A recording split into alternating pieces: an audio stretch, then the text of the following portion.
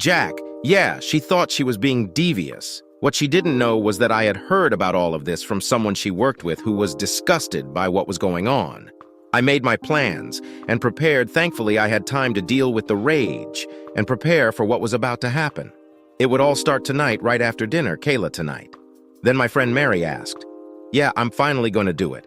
I'll wait after dinner, get him a beer, and then I'll tell you what happens." I replied, "Just remember to be strong. He won't like it, but you have to stay strong. I'll remember that." Just like we agreed, he doesn't have a choice. This is how it's going to be, and if he really loves me, he'll let me do this for my happiness. That's right. Just be prepared for him to yell and scream. He'll try to fight it, but eventually he'll come to his senses and accept the new reality. It's important that you stay calm but firm. Let him have a tantrum, and then he'll realize that you're in charge, that's right. Besides, as far as he knows, this will only be temporary. Once he accepts it, he'll start to like it. Then it'll just keep going. Are you sure about all this? Jack can be very stubborn. Look, Kayla, Jack loves you more than anything in the world. Sure, he'll get angry, but when he calms down, he'll realize that he loves you so much that he'll do anything to make you happy. Even that. Okay. I think you're the expert. Trust me, it took me messing up 2 marriages to figure it all out. But I perfected the method on my 3rd marriage. You've met my current husband. He is now completely under my control. He even stands next to the bed when I __ one of my bulls. I also sometimes have him clean me after I'm done a month from now. Another Jack will get in line as well. Then you can be assured of the security of your marriage to Jack, as well as the pleasure of several other men. I finished the day and went home to cook Jack his favorite dinner. When Jack came home, he greeted me with the words, I love you, and kissed me on the cheek. As usual, despite my best efforts, I was still nervous. This was going to be a big step and change in our marriage, but it was all worth it. Mary had been telling me about her feminine marriage ministry for quite some time now. I have personally seen it work for her and her husband. He was really happy with how their marriage turned out. I'm sure Jack would love it too. The conversation over dinner was enjoyable. We told each other about the previous day and discussed some of the new news of the day. It was a casual dinner for us. After dinner, I insisted that he grab a beer and go rest while I cleaned up. He resisted, a little wanting to help, but I told him it wasn't much and I could handle it. The leftovers were put away, the dishes were put in the dishwasher, and it was time I poured myself a glass of wine, mentally prepared myself, and went into the living room for the confrontation. "Jack, honey, we need to talk. I started your honey about what." "Okay, Jack. I realize this might be hard for you to accept right now, but it's something I really need to do. Please keep in mind that this is only temporary, okay? So what do you need if it's that important to you?" "Of course, I'll do what I can for your happiness." So far, he had taken it pretty well. He wasn't even bothered. That's good. So we've discussed having kids, and I'm almost ready to do that, but there are a couple other things I feel I need to do first that should be a couple months at most, and then we can start working on having some kids. That's great, baby. So what are those things that you need to do here? It is... I took a deep breath and braced myself for the fireworks. "Well, Jack, I need to sow the last of the wild oat seeds. It will only be temporary. Then I can settle down completely and be the best wife and mother to our children you could ever dream of." "All right, my love, that sounds reasonable so far, but how are you going to sow those wild oats?" Wow, he's really taking it well. I expected him to freak out. I'll be seeing other men for a while. We'll still make love on a regular basis, but I'll also have sex with some other guys to get it all out of my head. Keep in mind that it's only sex with other guys. You are the only one who gets my love. I will come back to you in a couple months and be your faithful wife again, and then we can start working on having the kids we've been planning. Well, Kayla, you don't seem to be asking my permission to do this, so I'm assuming you've already made up your mind. If that's the case, I'd just like to go on record as saying that I'm not in favor of it. If you're asking for my permission or consent, I'm not giving it. However, you're a grown woman with a mind of your own, so I won't stop you if it's something you really feel you need to do. Things were going better than I could have imagined. He didn't even raise his voice. It was all said in a very conversational manner. Mary must be right. Jack will accept the new role I'll be preparing him for. So, Kayla, how exactly is this going to work? Are you going to move in, or do you expect me to move in? Are you going to bring them here to have sex? Are you going to go to their place or a hotel? "Oh, well, I've decided that we're both going to keep living here after all. We're married anyway." And like I said, we're going to keep making love. The other guys will just be sex with you. I'll be making love. I would assume that I will go to them sometimes, but I will probably bring them here sometimes. In those cases, you'll have to sleep in the spare bedroom during those nights. I really don't see the need to pay for a hotel room since we could just come here. Okay, again. Let me reiterate that I am not in favor of this. However, I must insist that we not have sex while this is going on. I'm sorry, but it's for my own health, since I have no idea who these people are or what their backgrounds are. I won't risk catching any STDs that they might pass on to you. Besides, once you're done and decide to come back to me, we'll need to wait until you've been tested and cleared of anything. Go have fun and don't worry about me. Well, Jack can't say I'm not disappointed in this after all. I love you and always enjoy our lovemaking, but I understand your concern. I guess I'll just have to live with it. That's great, honey. So, when do you plan to start your little flings? Well, Mary and I have decided to go to a club and meet a couple guys from work tomorrow night. I'm not sure if it's going to happen, but I might bring one of them back for the night since you're not going to have sex with me while I'm doing it anyway. Maybe it would be best if you just move into a spare room for the next couple months, okay? Kayla, don't worry about it. I'll take care of moving in by the time you get home tomorrow night, said Jack, before going back to reading the paper. I just couldn't believe how mature he was about the whole thing. My heart soared. Sure, he weakly complained and refused to have sex with me, but he was completely accepting of everything. He wasn't even the least bit angry. Mary was definitely right. In 2 months, Jack would be under my thumb. Besides, I knew this lack of sex was only temporary. In a week or two, he'd be back in my bed. Then I would just use the vaginal wrench to get him to fully embrace his new role as my submissive little hubby the next day. Hi, Mary. It's Kayla. Hey, girl. So how'd it go last night? Oh my God, you wouldn't believe how mature Jack was about everything. I expected him to go nuclear, but he didn't even raise his voice. He was just so calm and accepting of it all. Wow, that's great. I told you he'd comply. Do you think you'd be able to convince him to watch tonight? I doubt it. In fact, I don't think I'll even suggest it. He said he'd refuse to have sex with me while I'm ... Someone else. I'm sure that won't last long after a week or two of using his hands, knowing he has a beautiful woman by his side, and he'll be right back. That could be a lot of fun since he refused to touch me. I just went ahead and made him move to the spare room. He is packing his things. Now he promised me that he would completely move out of the owner's bedroom before I came home tonight. Ha ha. I love that you changed the name from master bedroom to master bedroom. I'm going to have to start doing that myself. Oh, definitely. Anyway, I should probably get ready. I'll meet you at the club. Okay, bye-bye. Later that night, Jack had made pretty good progress on boxing up all the stuff from my bedroom. I wasn't sure why he really needed to pack when he could just carry armfuls of stuff down the hall, but he explained that it was better that way. It would be less walking, and he could go through everything and leave the things he really didn't need in boxes to get rid of.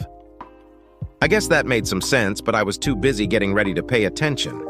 He did say how sexy I looked in my thong garter belt stockings and 5-in loafers. He said nothing when I wore the little red cocktail dress I got for our 5th anniversary last year. That was actually the only time I wore it, but I looked damn good in it. Okay, Jack, I'm going out. I'll probably be back around 1 a.m., so you don't have to wait for me. Besides, I probably won't be alone. I told him, picking up my clutch and getting ready to walk out the door. Don't worry, Swee, I'll have moved out by then. He promised, closing the last box.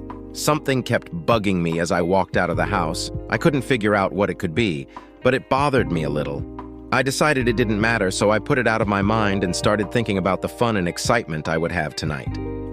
I met Mary, Larry, and Josh at the club. Larry and Josh were the account managers. Both were very good looking, and according to Mary and a couple of the other girls in the office, very well hung, while Jack is a little larger than average. I couldn't wait to get a really big ... inside me. Presumably not only were they big, but they knew how to use them to their fullest potential. So Jack had actually moved into the spare bedroom, Mary asked when our first order arrived. Yes, he just finished packing. When I left, he promised that by the time I got back, he'd be completely moved out, I answered. Did he just say that? Josh asked. Yes, when I told him what time I should be home, he said, and I quote, I'll have moved out by then. All four of us laughed.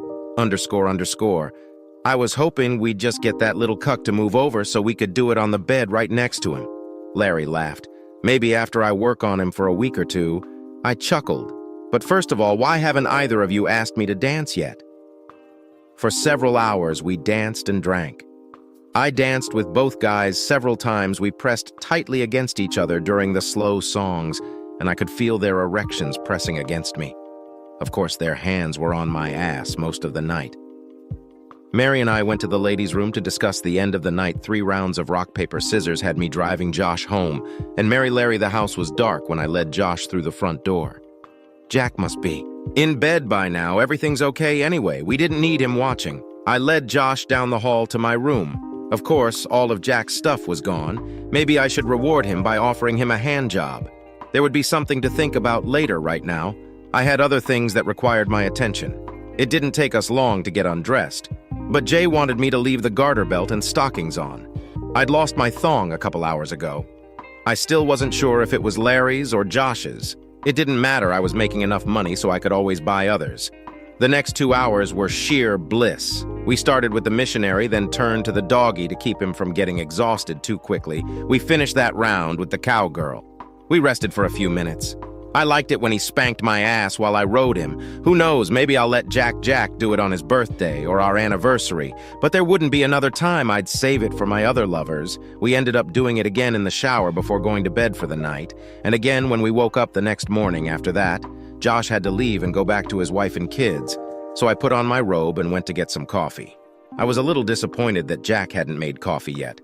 After all, it was past 9 o'clock. Usually he'd be up for an hour by now. I'll talk to him about it later. I mean, would it kill him to make me coffee and breakfast after I'd stayed up late so much for the handiwork I was going to offer him as a reward for moving into the spare bedroom while I was gone after eating my breakfast bagel? I went to the shower and got dressed. The hot water was just what I needed to soothe my sore muscles. I didn't have anything to do today, so I decided to wear my old shorts and a t-shirt.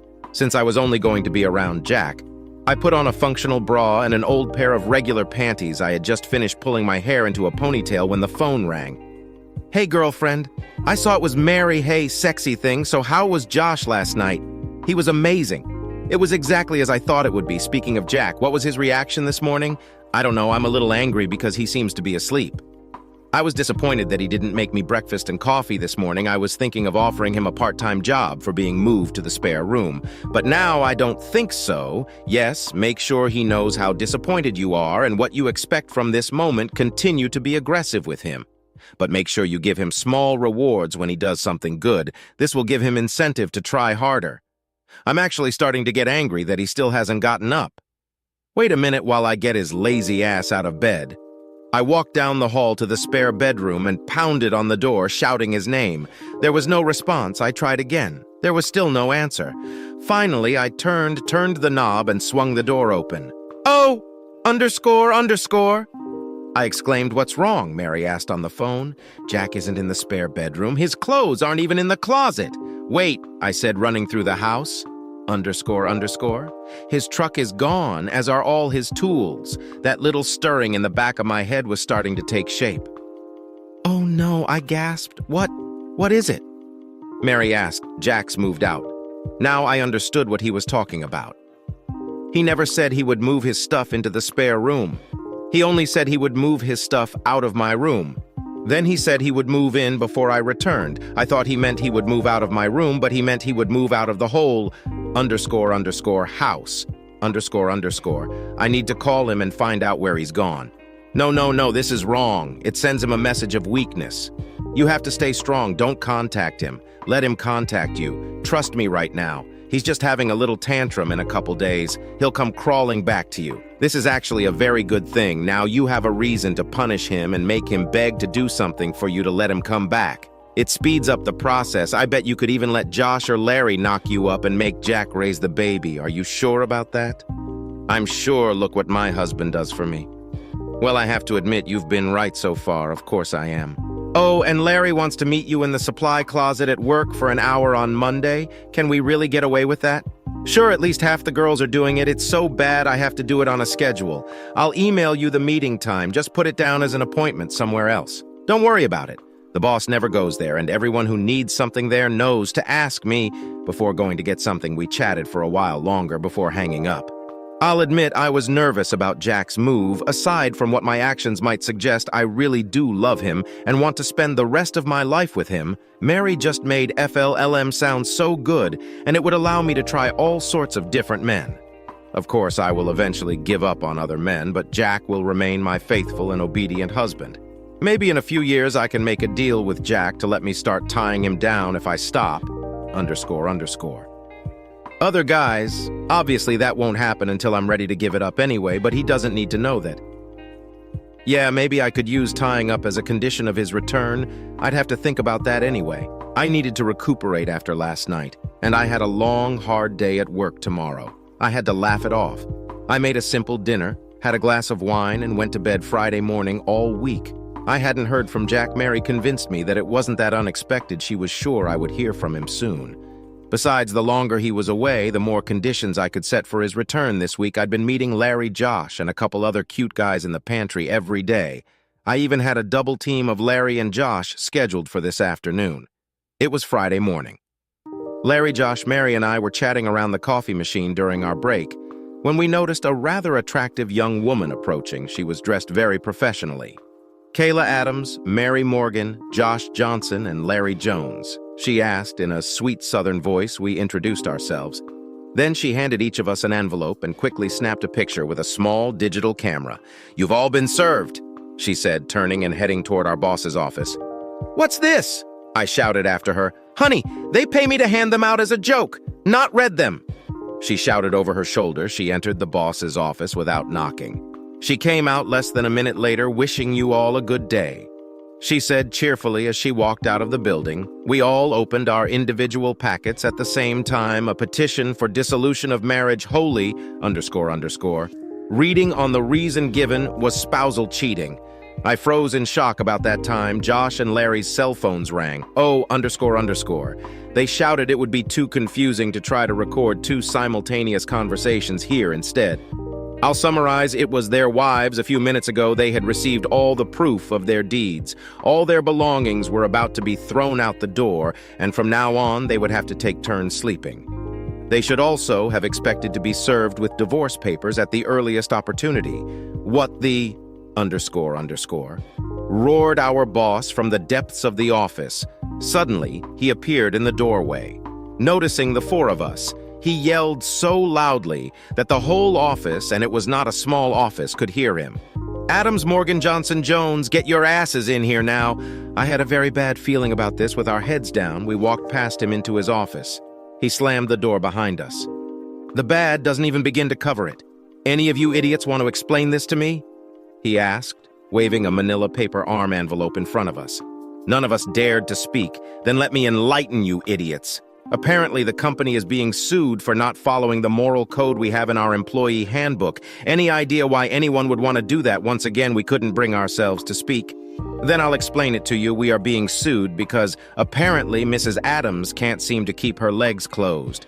Mr. Jones and Mr. Johnson can't seem to keep their Johnsons in their pants, and Mrs. Jones Morgan has decided to turn our storage room into a company brothel. Now, would any of you dumbasses be so kind as to assure me that any of these statements are invalid? Can any of you brainless idiots confirm to me that at least none of this __, happened during business hours and on company property? Anyone know? Are you guys serious? What the hell were you __, idiots thinking, and you __? Want to know what a real nightmare this is? This __. Court order won't even let me fire you until the case is settled. Now, get the hell out of my office until I figure out what the hell to do with you for. __. With our heads down, we walked out of his office and headed for our room. I hardly had a real job after that. At least I still had a job. I decided to go through the divorce petition and see how bad it would be. It was bad. It had pictures, videos, audio, and even some notarized letters. An hour later came a company-wide email from the boss to all employees. It has come to management's attention that employees have repeatedly planned and executed actions in direct contravention of the moral code of conduct detailed in the employee handbook, in responsibility to worker time and company property, as this has unfortunately been done by real employees, with the likelihood that this problem is more widespread than what is currently documented. Drastic action will be taken. Unfortunately, management cannot be certain who and how many employees are responsible for these actions, so the following actions are being taken. All employees are required to familiarize themselves with the code of morals in the employee handbook. This weekend, he will be working on an online class for this, where every employee will have to successfully complete the class. All employees must complete this by next Friday. Security will be doing spot checks of all secluded areas throughout the day. This will happen several times a day until permanent security cameras are installed to monitor these locations. From that point on, the storage room will be locked. The key will be in the possession of the security supervisor. Any supplies needed must be brought in by security escort. He will closely monitor computer use to ensure that no personal use is being made of company assets. Prohibited activities include, but are not limited to, scheduling non-work-rated meetings with coworkers or others during work or non-work hours using personal email accounts on company computers. Browsing non-work-related websites, text messaging that is not work-related. Socializing with coworkers should be strictly limited to the break room during scheduled breaks and lunch periods. Security personnel will roam the building to monitor this in accordance with company policy. The names of those responsible for these actions will not be disclosed. I'm sure it won't be necessary anyway. 2 minutes later, my email exploded with hate mail from coworkers I met the other 3 after work at a bar across the street. We sat down at a small table in the corner. There were a few other co-workers at Friday happy hour. Yes, their looks at us were not pleasant. At least we still have work to do, at least for a while. That was very nice of him. Why do you think Jack included that in the court order? I asked. Oh, please, Josh replied. It's pretty damn obvious he wasn't trying not to hurt you too much. He did it to hurt you even more. What do you mean by that alimony now? It may not matter now because he's using adultery as a reason, but it's just insurance against it. If you have a good job and a decent income, there's no way in hell a judge is going to award you alimony. However, if you get laid off and can't find another job, a sympathetic judge may be convinced that you'll need financial assistance until you get back on your feet, so you stay at your job until your divorce is final. Yay for you! Once the divorce becomes final, all 4 of you suddenly bounce on your butts in the parking lot after the layoff. What happens then? No alimony and suddenly no job. .. Then I'll just resign on Monday. Oh my God, you really are a natural blonde, aren't you? Larry asked. What do you mean by that? A resignation is when you leave a job of your own free will. If you even try to ask for alimony after you voluntarily quit your job, the judge will have to ask why you left your well-paying job right after you filed the divorce papers. Good luck convincing the judge that this was not done to get your ex to give you support. All the judge will see when he looks at you is a gold digging. .. No, your best bet is to hang on to your job as long as you can and save every penny you can. Josh and I are going to be even worse off. You can bet that our wives will get alimony as well as child support. Since we both have children, what do you think will happen when we are suddenly laid off and can't find another job that pays almost as much? Keep in mind that alimony and child support are based on income at the time of the divorce. Damn, this FM thing sounded far from good right now. I realized I needed to talk to Jack and try to work things out. Sure, I wanted to help my friends, but I just couldn't lose my husband. What the hell was I thinking? Screw my friends if I need to throw them under the bus to save my marriage? Let the tossing begin. I quickly pulled out my cell phone. I'm sorry, but the number you dialed does not accept calls from this number. .. Mary, give me your phone. Why? Because Jack blocked my number. I need to talk to him and get this damn storm fixed. She handed me her phone, and my 3 companions looked at me questioningly. I'm sorry, but the number you have dialed does not accept calls from this number. ..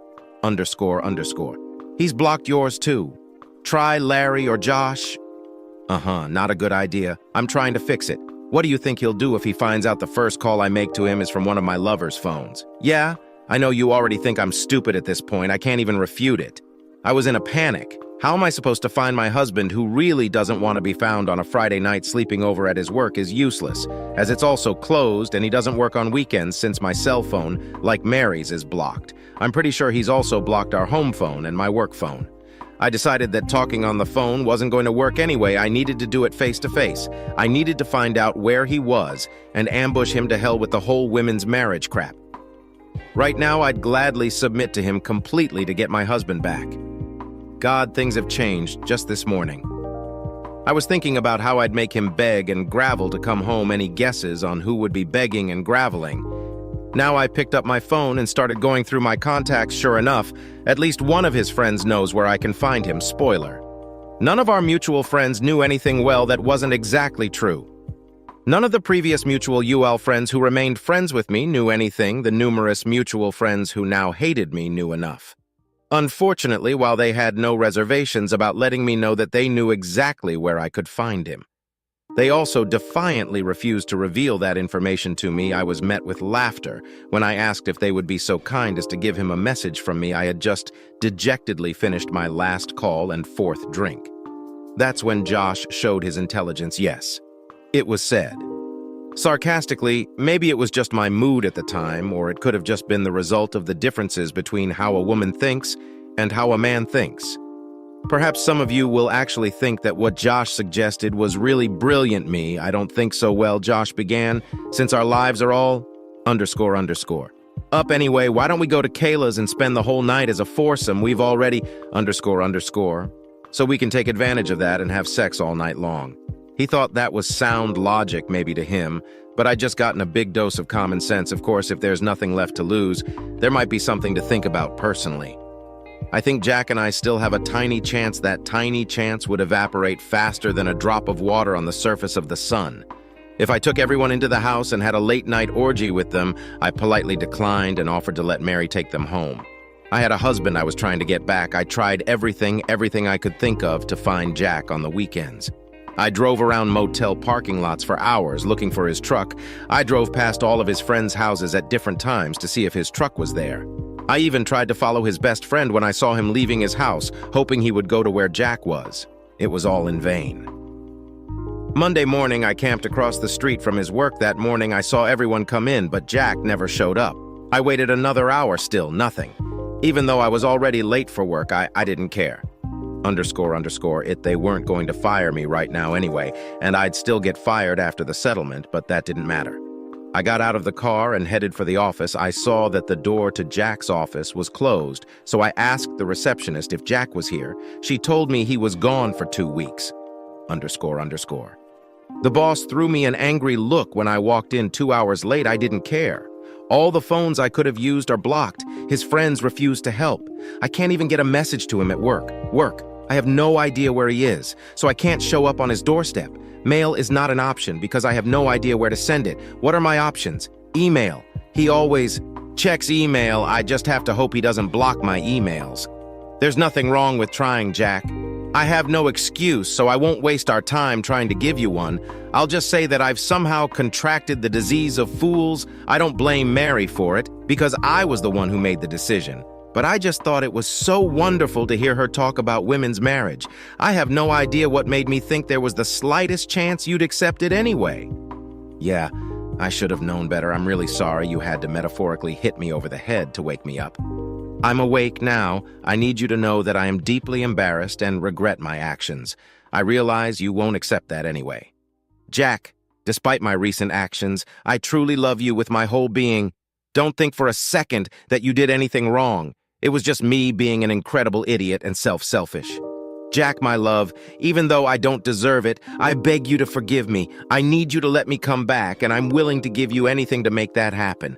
I saw how foolish it was of me to try to create phlegm, but I would be thrilled to be a part of MLF.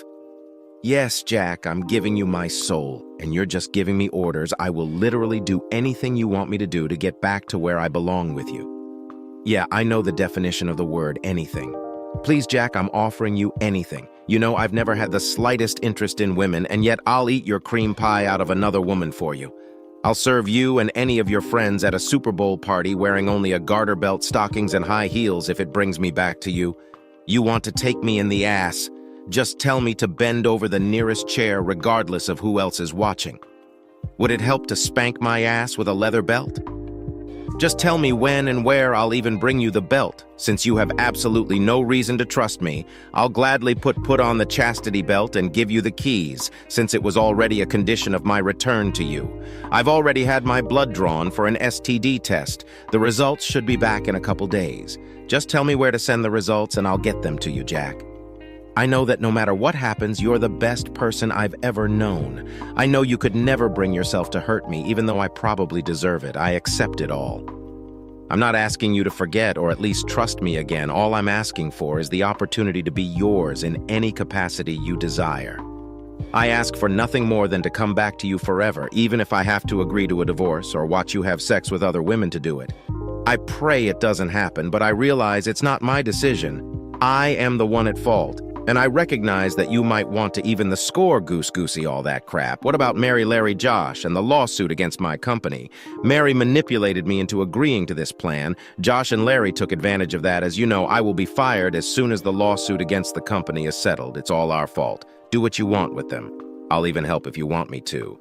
After all, I am your willing slave from now on. Your loving slave, Kayla. Epilogue. Thankfully, Jack hasn't blocked my email yet. What's even more surprising is that he actually read it. No, he didn't take my word for it. After all, I'd already broken the biggest I'd ever made. You know, the one about leaving everyone else behind. Since I'd broken that promise, what could make him think I wouldn't break any other promises? All I could do was prove it to him one action at a time. It had been 2 years since I'd sent that letter. Josh and Larry had been pretty well raped in their divorces. All 4 of us were fired. The day after the lawsuit against the company was settled, Josh and Larry eventually managed to find another job with much lower pay. They had to move into a small one-bedroom apartment in one of the worst neighborhoods in the city, since no decent woman wants anything to do with a guy who can barely afford to pay rent. Their social lives became largely non-existent. Their ex-wives used this opportunity to turn the kids against them. I realized that both women are in much better relationships now. Me right now, I'm kneeling naked beside the bed wearing a chastity belt while Jack finishes. This is my penance. I put all this in a letter. Yes, Jack wanted to test me and see if I would honor those words or not if I want him back. I really don't have much choice. It was a pretty rough 6 months, but eventually he backed off a bit. He still makes me do it sometimes like now, but it's gotten better now. He only brings other women home once every 2 months now. After I was fired, I stopped working. Jack got a promotion and earns enough that we get along just fine without my income. I stay home most of the time and take care of the kids in the house. We have 2-year-old old twins. I'm naked most of the time, although Jack recently said that I need to start wearing clothes at home. Soon the kids are getting old enough that it feels weird otherwise. But right now I only wear clothes when I leave the house or when we have guests. I still open the door naked for deliveries. I had laser hair removal. So now I have a permanent landing strip over my __.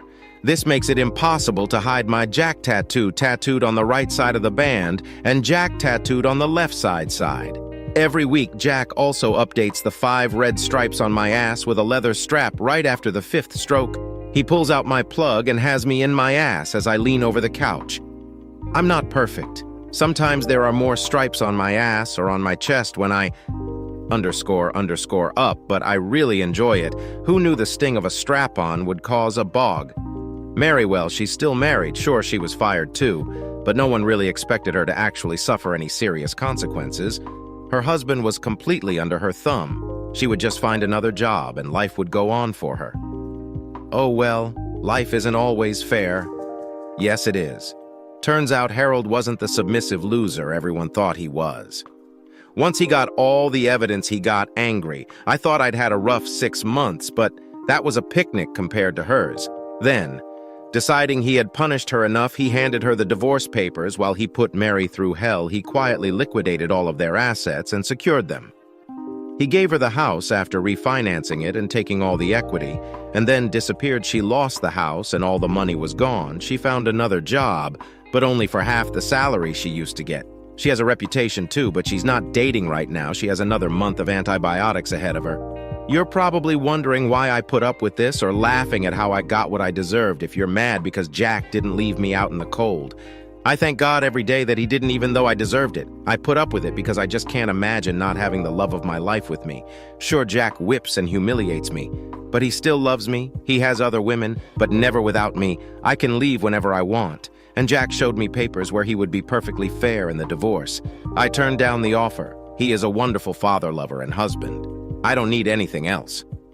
I got so caught up in the thought of women's marriage that I lost sight of what was really important. Instead of being happy in an equal relationship, I now became subservient to my husband. It wasn't supposed to happen, but I'm content.